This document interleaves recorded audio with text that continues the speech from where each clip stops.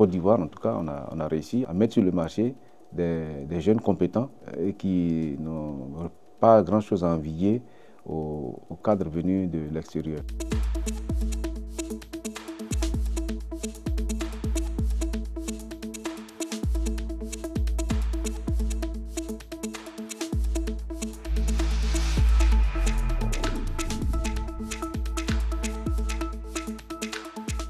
Alors, l'École supérieure des mines et de géologie a été créée lors de la mise en route de l'INPHB en 1996. Donc, elle fait partie des 6 écoles, des 6 premières écoles de l'Institut national polytechnique Félix Houphouët-Boigny, tel que lancé donc, en 1996 par le gouvernement de Côte d'Ivoire. Et donc, cette école a été créée pour accompagner, disons pour précéder, mais accompagner le développement du secteur des mines, puisque depuis donc, cette époque, l'État a décidé de valoriser le secteur des mines comme second souffle de l'économie de la Côte d'Ivoire à côté de l'agriculture. Et donc l'école a fait son chemin dans le conseil donc, des écoles et des départements de l'INPHB et sous la tutelle donc, dans la vision de la direction générale. L'école donc, a été chargée donc, de présenter le programme Mine Environnement Minier dans le projet donc, des centres d'excellence d'Afrique financé par la Banque mondiale depuis 2014. C'est une mission, au niveau du centre d'excellence, c'est une deuxième mission que confiée à l'ESFG sous donc, la gouvernance de notre tutelle et du ministère en charge de l'enseignement supérieur pour conduire en relation avec d'autres universités et toutes les structures d'enseignement supérieur et de recherche qui s'intéressent aux mines et à l'environnement minier, disons de façon générale à l'industrie extractive, donc conduire donc, des actions pour pouvoir accompagner correctement les entreprises du secteur des mines et de l'environnement minier, en collaboration bien sûr avec l'administration en charge des mines et les administrations en charge des questions environnementales, de protection de l'environnement et de gestion durable donc, du pays. Il faut dire qu'on s'est rendu compte qu'en réalité, parmi les collègues de l'INPHB, beaucoup d'enseignants-chercheurs font des recherches qui intéressent le secteur mine et environnement minier. On a également, au niveau des élèves ingénieurs de l'École supérieure des mines et de géologie, des thématiques de stage qui sont de vrais programmes de résolution de problèmes concrets au sein donc, des entreprises et qui débouchent aussi sur des questions de recherche appliquées. Nous avons proposé à la direction générale de l'INP d'organiser les collègues enseignants en 4 cellules thématiques pour couvrir donc, tout le cycle de vie de l'activité minière. Donc aller du démarrage d'une mine à la fin et à la fermeture de la mine, à la réhabilitation de l'environnement. Ça nous a conduit à créer donc, les 4 cellules thématiques, à savoir la cellule thématique géologie fondamentale et prospection minière, la cellule thématique optimisation de l'exploitation des gisements, la cellule thématique gestion de l'environnement minier et la cellule thématique gouvernance minière.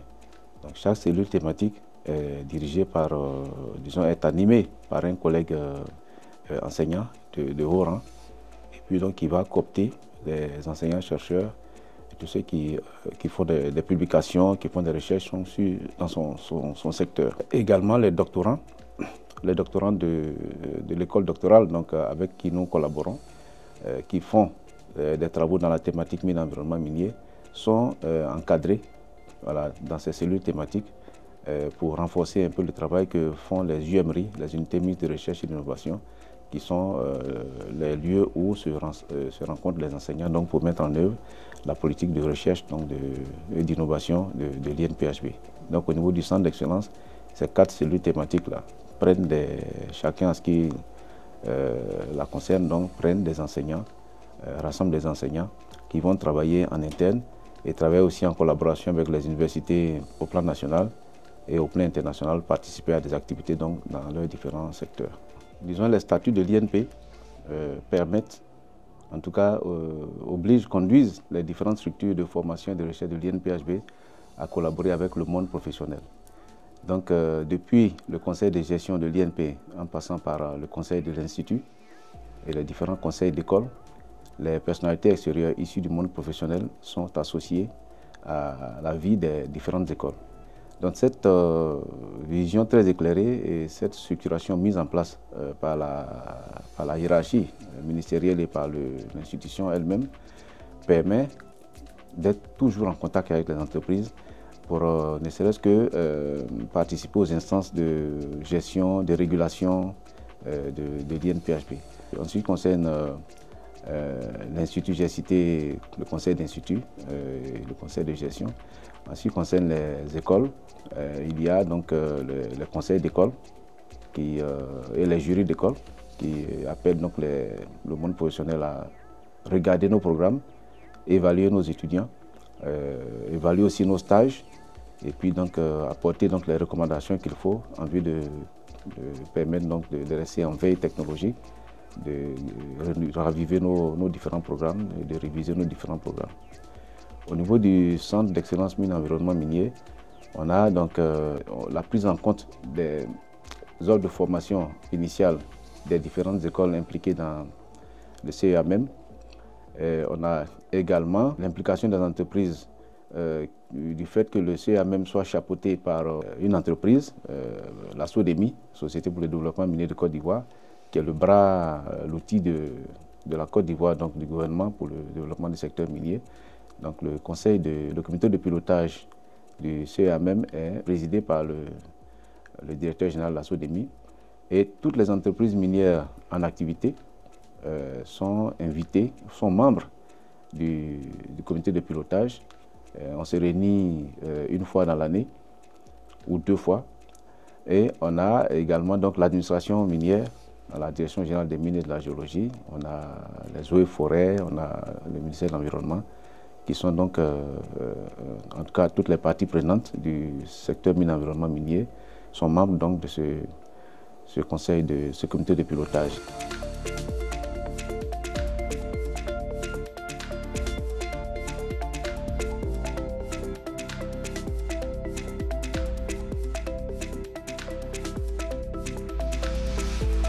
La bonne collaboration avec les entreprises minières a fait que, effectivement, sur le numérique, sur ce qu'on appelle les logiciels métiers, voilà, nous avons tout de suite pris le pas avec les entreprises qui nous ont souvent aidés, il faut le dire.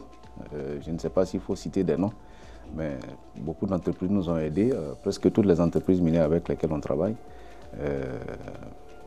Ex-Newcrest qui est devenu maintenant Allied Gold, on a Randgold qui est maintenant Barrick, on a Endeavour Mining qui est le plus grand groupe en Afrique de l'Ouest pour l'instant, on a Perseus Mining qui nous aide beaucoup.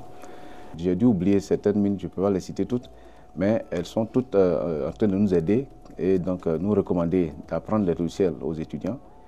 Ou alors parfois elles nous apportent même les logiciels, elles nous offrent des licences, voilà, comme les licences de DataMine, licences de SharePack, Mineshed, Whittle. Voilà. Et donc au niveau de la direction générale aussi, on a un appui formidable de la direction générale de l'INPHB qui a acquis l'applicatif 3D Experience de Geovia Dassault Systèmes. Et puis donc là-dedans, on a tous les outils qui peuvent profiter et aux miniers, et aux ingénieurs du génie civil, et aux ingénieurs industriels, et même aux ingénieurs donc, des filières informatiques et des data science de l'INPHB. On va aussi vers une collaboration à l'intérieur des différentes écoles, inter-écoles, pour monter des projets et accompagner les étudiants donc, dans leurs projets d'entreprise. Et donc on a de très bons résultats qui ont commencé à se faire voir et on espère que des entreprises vont être créées avec des anciens venant des différentes écoles de l'INP en association. On a un peu une synergie d'action. Donc les chercheurs, les enseignants-chercheurs travaillent avec les étudiants et les thématiques de stage sont organisées de telle sorte qu'elles débouchent sur des publications. Et donc nos mémoires de stage sont rédigés sur le format des publications scientifiques, le format international standard des publications scientifiques. Et quand on trouve un résultat, avec l'autorisation de la société minière dans laquelle donc, les stages se déroulent, avec leur autorisation, donc, on peut arriver à des publications. On a également des travaux de recherche purs dont les thématiques sont formulées par les enseignants-chercheurs en interne et qui débouchent sur des solutions. Par exemple, travailler sur les bassins versants, étudier les métaux lourds, le niveau de contamination possible des métaux lourds dans un cours d'eau, bien sûr des sols. Voilà donc beaucoup de travaux de recherche débouchent sur des publications, des articles scientifiques.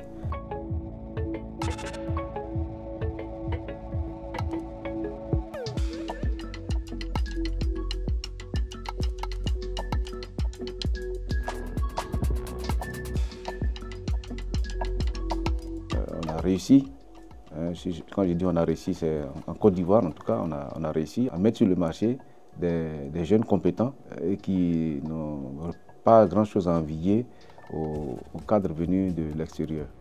Au niveau opérationnel également, il y a eu formation des techniciens supérieurs, mais il y a aussi, vous savez qu'il y a eu beaucoup de BTS, mine, géologie, pétrole. Et donc le système interne a permis d'assurer une présence sur les entreprises, d'assurer donc la fourniture de la main-d'œuvre nécessaire qualifiée aux entreprises minières qui ont ouvert au fur et à mesure. Je peux vous dire qu'aujourd'hui, sur environ 8 mines qui sont en activité, il y en a 4 qui sont dirigées au plus haut niveau par des Ivoiriens. À la mine de Perseus. Perseus d'ailleurs qui a 3 mines. C'est une société qui a 3 mines en Côte d'Ivoire, 2 sur le site au nord de la Côte d'Ivoire et puis une à côté de nous ici. Mais le DG de Perseus, M. Diarra Yacouba, il est issu de l'INPHB, de l'USMG. Il a passé son doctorat il y a 4 ans au sein de CAMEM. C'est le premier doctorant du CAMEM. On a M. Kwaku Nguessan Amédé, qui est directeur général de la mine de Rossgold, Séguéla. Voilà. On a un autre Ivoirien, M. Diplo, qui est donc côté Bonicro Mine, qui est directeur général. Et puis au niveau Indivore, Mine d'Iti, vous avez M. Soro Drissa, voilà, qui est le directeur technique donc, de la mine, le directeur de la mine donc, pour l'exploitation minière de la mine ici. Donc on a beaucoup de cadres, et je ne parle pas des ingénieurs miniers carrières, ingénieurs en exploitation et traitement des eaux, voilà, qui sont donc sur toutes ces mines accompagnés par les techniciens supérieurs mines géologiques qui sont très polyvalents, qui occupent ce secteur non seulement des mines mais aussi le secteur des carrières, les grandes carrières de matériaux. Voilà, vous allez trouver donc des étudiants issus de l'INPHB, de l'USMG, qui sont un peu partout dans ces mines-là. Donc on a vraiment assuré, et c'est pour ça qu'on peut développer aujourd'hui activement. Les mines peuvent ouvrir sans se soucier de quoi que ce soit, parce qu'en contact avec l'INP, avec les universités, on assure donc la mise sur le marché d'ingénieurs qui deviennent opérationnels assez rapidement.